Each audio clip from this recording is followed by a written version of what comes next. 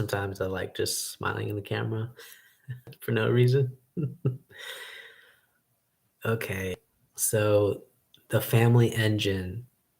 I was actually thinking about this for a hot minute today, and it's this play, right? When we talk about family, right? The first word that comes to my mind is familiar. Now, I had made a mistake. I think about the I don't want to say two videos ago, but not two. It's because it's not 2 videos ago, but I had a talk with Michelle Gardner. She's part of the OG Rose, and I had told her that familiar is sameness. I had expressed this, and then Daniel Gardner and Michelle Gardner, they came out with an OG Rose talk, and Daniel critiqued the idea of familiar as sameness. He's like, I forgot what the critique was, but he critiqued the idea of sameness on that level. And then I realized that actually, through his critique, I was like, oh, I think I know what I really meant. Is that when we talk about something that is familiar, what's interesting about the idea of something that is familiar is that it holds sameness and difference together, basically. And it's very strange because it's like in some ways you feel like identifying with them, but then you also realize the difference. And so this results in like they're familiar to me. Like everything this feeling that this person gives me is a familiar feeling. I've had this before. Um, and I'm just playing on the word familiar because I thought it was really important. Um, and I thought it was very interesting because I was like, okay, why is it that certain family members have like specific positions that can't be filled, just can't be filled, right? It's almost like impossible to fill this position. Now, I haven't answered this question fully, but my speculation is because, so I should preface this before I go into this. Okay, so many of you know about the family symposium talk that I had with Cadell Last, OG Rose, that means Michelle Gardner, Daniel Gardner, and then Davood, Raven, and God, I think that's everybody, right? Okay. And before we actually began the talk, we were identifying this very interesting phenomena through our own experiences about how the grandmother really tends to hold have this just immeasurable position that when the grandmother dies, it can either completely destroy the family, or the family is still trying to find a way to reinvigorate and close together. So when me and Raven, Goodell, and I believe Davood was there, we're talking about the weight of the grandmother, and I want to give more thought to this, and it struck me about why that might be the possibility, or the reason why that is. And the word familiar came to my mind, and a very simple explanation that I want to give is because the grandmother is the origin of familiarity. In essence, she is the most familiar. Um, and it's and the reason, and I feel like the reason why that is not only did she biologically birth the ones that are now considered, my aunts and uncles and so on, but there is something that carries on. And so she is the originator of all that is familiar, the locus of all that is familiar. And perhaps maybe that is why it is so hard to replace it. Even though the grandfather is just as important, um, it seems like the grandfather doesn't quite stand in the place of the locus of familiarity. Um, or it seems like he's just not consuming that place. And I was thinking about this really, and this is a very interesting way to think about it. So, anyways, if we take that, the idea about the reason why we call each other family is because honestly, we are the first people that we encounter when we enter into existence. And so it makes sense that we are familiar to each other. And unfortunately, it becomes an obligation, or the obligations can be abused when we are family, when we are so familiar to each other. Now, remember when I said that, in my opinion, familiar holds sameness and difference uh, at the same time in this simultaneous fashion. Uh, but what I think the way a family can start again is that, well, let's go back. Let's go back. So the the vanishing of a family, or the rupture of a family, implies, if we're going to use my language, this idea of familiar, right? Familiarity holds sameness and difference. Okay, so the rupture of the family happens because either the family has leaned too much into sameness, or has leaned too much into difference. To give an example, a family that is on a exaggerated difference is basically a totalitarian family, basically, right? It's a family that has a strong emphasis on sameness. So it's a totalitarian family, or mafia gang. I mean, to be honest, if you were to describe it, and if I were to describe you what a totalitarian family is, it'd be like a gang. Like really, like the verbiage they would use, it'd be like a gang. Okay.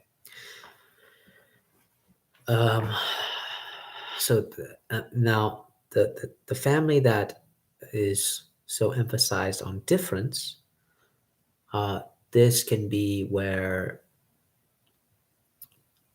the idea of the black sheep kind of roots in. But it's not just any idea of the black sheep. It's more like we're so different that we cannot get along. It's just so different. Like it is impossible for us to get along because we're so different. It's that emphasis, right? Like basically the sameness has been lost, right? And and the reason why I call the engine of the family is familiarity. So that means we need to strike a balance between identity. I'm going to say identity and difference. Damn it. I'm pretty sure Cadell would agree with identity and difference, but I just want to use sameness and difference because, for the sake of it, even if I'm wrong, I want to use sameness and difference. So familiarity is something that holds sameness and difference. Now, you could say your job as a family member would be to identify, what is my family doing? Has my family leaned too much on sameness, or is my family leaned too much on difference? Um, Now, this identification is the beginning of reinvigorating the family again, right? Restarting the family again, right? The very hope that the family can start again. Um, Now, I want to also preface this with it doesn't have to be your biological family. That's the tricky thing. But the thing is, it tends to be the biological family that we want to reinvigorate again because it is in some sense the origination of familiarity, your first encounter with um, sameness and difference all in one uh, like glob, all in one locus. Uh, Now, it doesn't have to necessarily be your biological family because there's always the cases like where you're adopted, so it's like your adopted family. But then there's also cases of just whoever is most familiar, really. And there's always somebody that is most familiar. And so this is why I like the idea of saying that whatever is most familiar is the engine of the family, or it's like the spark of what begins the family again. And so, how do we um, reignite familiarity? And in my opinion, the first thing before we can reignite familiarity is to identify what has gone wrong in has one leaned too much into sameness or has one leaned too much into difference. Um, and then of course the work of the family is always being able is trying to be able to maintain familiarity without going too much into sameness and then too much into difference. That we must, as a family, stick in this realm of the essence of what is familiar, where not only do we protect each other's difference, but we also embrace the sameness, right? We don't abuse the sameness. I think that maybe that's a better way. We protect difference and we don't abuse the sameness. Uh, Now, there's another thing, and you could say the reason why the family, I believe OG Rose talked about this in their talk about family, right? That the reason why you need to have the family, or even if you have a bad family, is that it affects the child's development.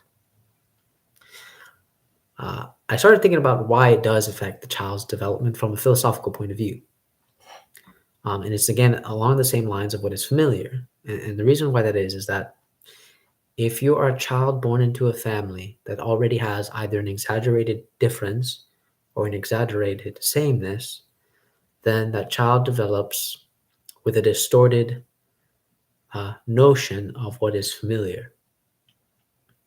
Um, so, in essence, they don't really know what it means uh, to be a family. They don't know what what familiar is in its true essence. They don't know about the balance between difference and sameness.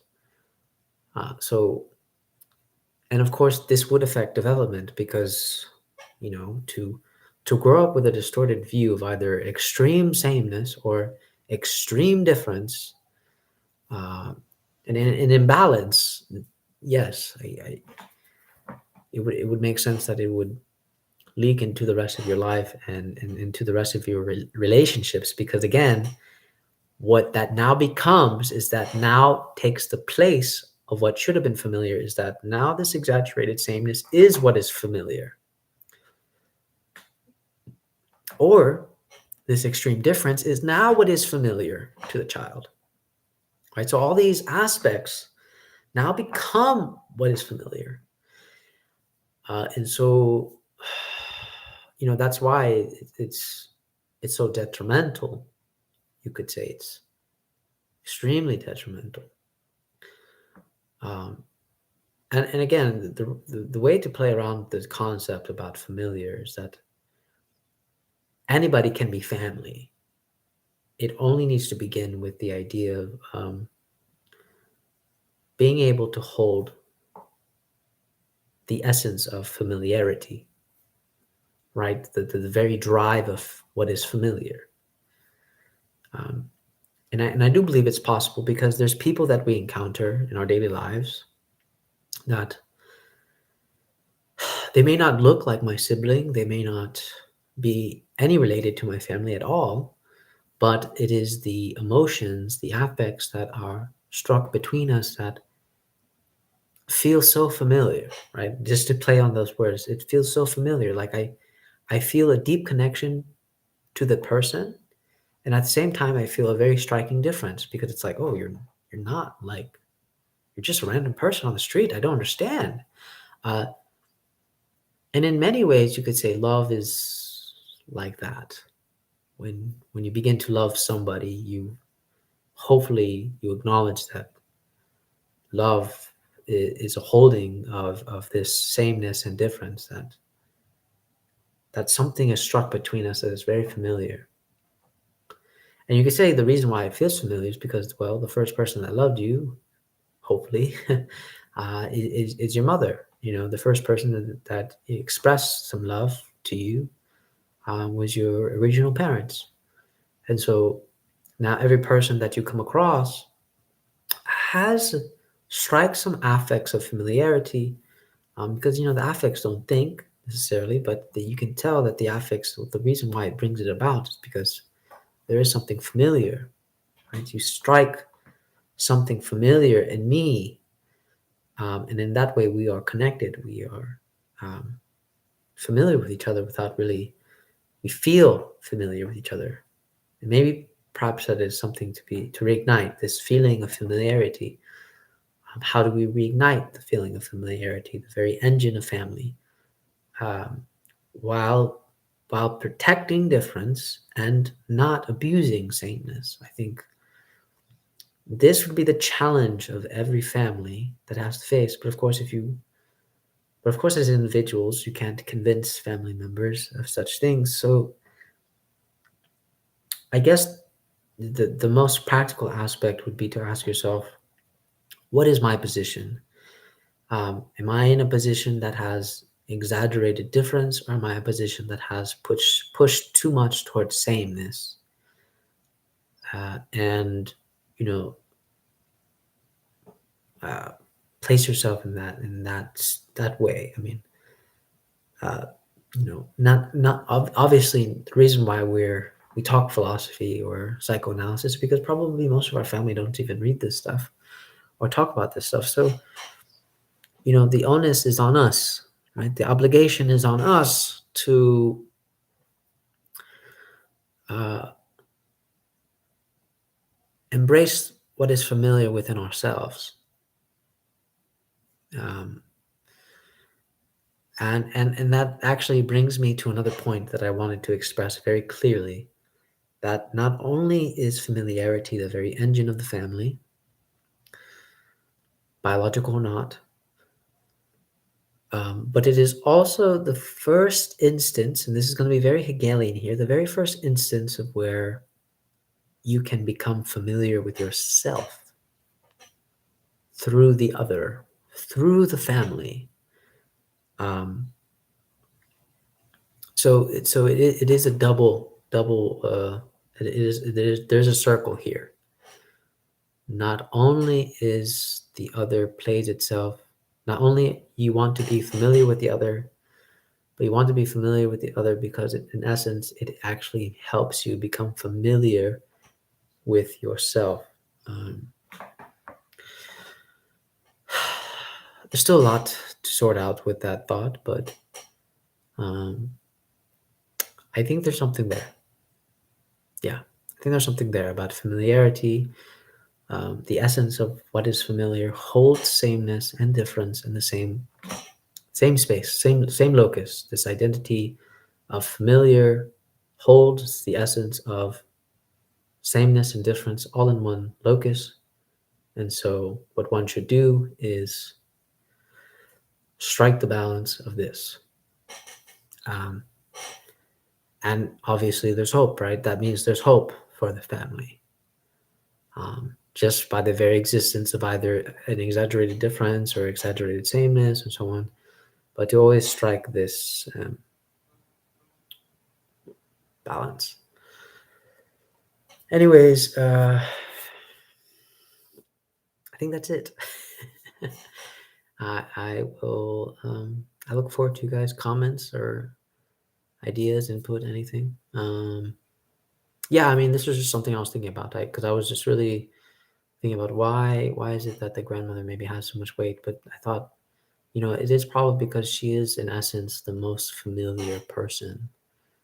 Um, she just holds it all. She's the origination of familiarity, of the sameness and difference. So in that sense, there's such a strong tie that it almost feels impossible to fill. And in some and it is. But it is, I guess the challenge of the family is actually not to replace the space, as Dahoud would say, but to actually, the way I would put it is that another person needs to um, become the inheritor of sameness and difference, but in their own way, in their way. You cannot replace the way one has done it, but you have to replace it in the sense of being the inheritor of the sameness and difference in your own way, in this way, in that way, and that is the engine of beginning again, of family beginning again. So could be completely wrong. It could be completely bullshit. I mean, I don't know, but I think there's something there. All right, guys, take care.